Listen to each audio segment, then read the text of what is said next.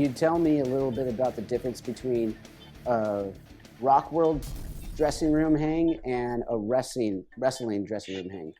The difference is this, and I'd say like much like you hear about guys in the 80s and 90s in rock and roll. I mean, 80s was just crazy partying, cocaine and alcohol. 90s was the heroin and the darker, things that took place.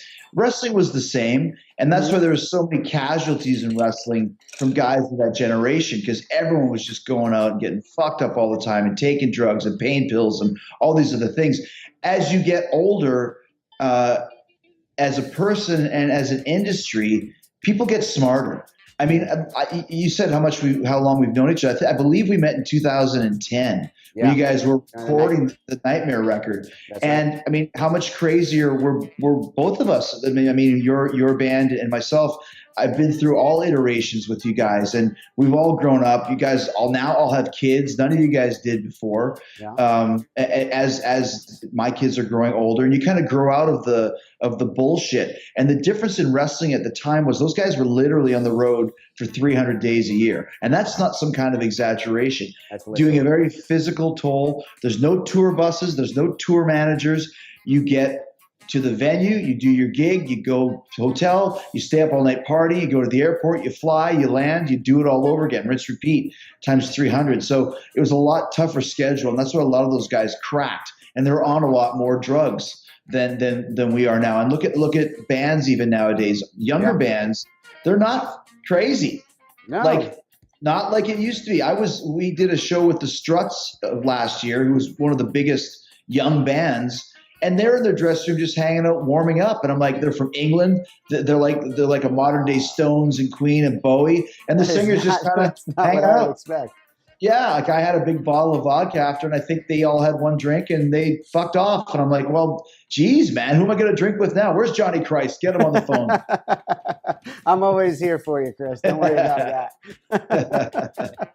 But yeah, and I'm sure you've seen that too, Johnny, since Avenged started in 15, 20 years, how the business and how guys have changed to be more responsible. Absolutely. I mean, you kind of have to adapt with the way life is going. You can't continuously have that Groundhog's Day that happens, and you get into a spiral pretty quick. I think that's actually going to benefit us in this quarantine, guys like you and I who have been through the grind like that, where it's like, I mean, this is not the same, obviously. This is a little bit more contained because you're in one place, but going on the road, it gets monotonous, and you try and find ways to mix it up, and one of those ways tends to be drugs. Well, I mean, and even if it's just getting on the bus and after the show is done, and usually we're out after the show to go to the next gig, but still there's nothing to do. You're hopped up from doing the show, so you can't just go to sleep. You watch some movies or hang out with the guys or just sit in the back by yourself. But what's the first thing you're going to do? Oh, I'll have a drink. And when you're getting, your rider has, a bottle of vodka and a bottle of scotch and 12 beers or White Claws or whatever. Well, you can't let it go to waste. So there you go. There's your night. And it's like you said, that Groundhog Day, like if you don't watch it, you can drink every single night.